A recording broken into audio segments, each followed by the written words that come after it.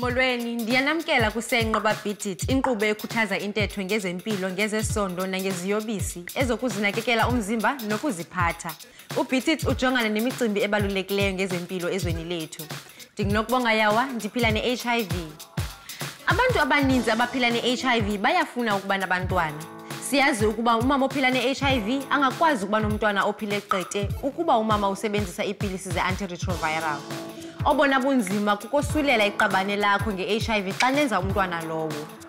Ngumnqweno kwaye iqhelekile kumntu wonke into yokuba ngumzali nokuba ungumntu oziphilelayo okanye ongatshatanga. Ungenza ntoni xa ungumntu ongenaqabane kwaye ufuna ukuba ngumzali?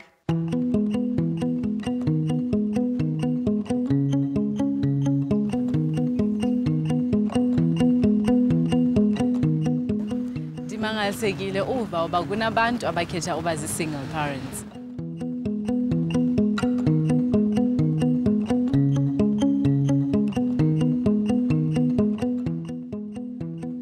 Ndinabo sisi bam babini abasemva kwam. The younger sister unomntana onguyamkelani. Kuye kwafuneka into yobana abe luxanduva lam because ebesesesikolweni ngelo xesha.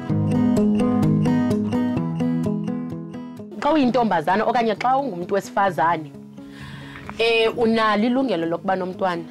Utshatile awutshatanga kodwa unalo ilungelo lokuthi xa ufuna umntwana ube nayo umntana, naxa ungamfuni umntana kulilungelo lakho ukuthi ungabi nalo umntwana.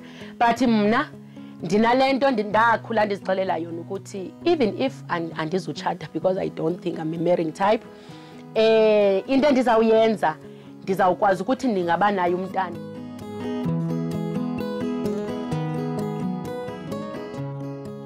Diagnosed ukuthi HIV positive and ndinalawo maphupha. Ndazixelela ukuthi amaphupha wami anizongawafezi, ndinento ezininzi endizifuna ebomini. So umntana ndiyamfuna. Kaloku ucwaningo lenziwe lithi noba u-HIV positive uyakwazi ukuthi ube nayo umntana o-healthy. Mina yama indawo endizawuye yami i-process endifuna ukuyithatha for ukuthi ndibe safe ukwenza i-artificial insemination.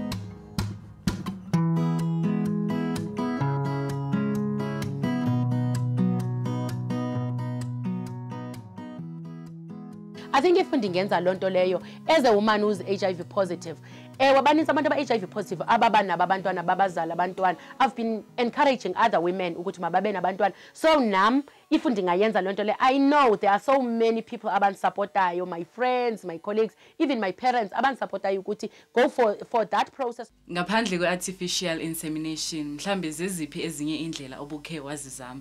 I-process ye-adoption, I've tried it. It's a long process. Cha uyaqonda into yomthetho kukhona lento yoba xa umthetho lo mntana umadoptha ngenye imini umama akho uzawufika a year 2 years after lo mntana so une bond naye. And for me ndiyacinga into yoba into ezawundibreaka.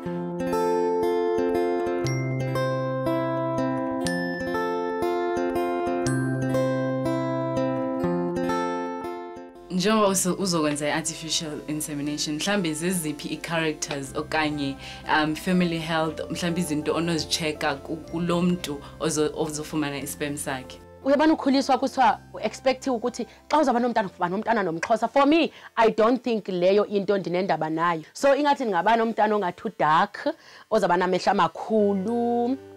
Anyway, ezaba intelligent njengomama wakhe Tyhini. Yeah, akho nto ingako wethu. As long baqhanza ufumana umntana.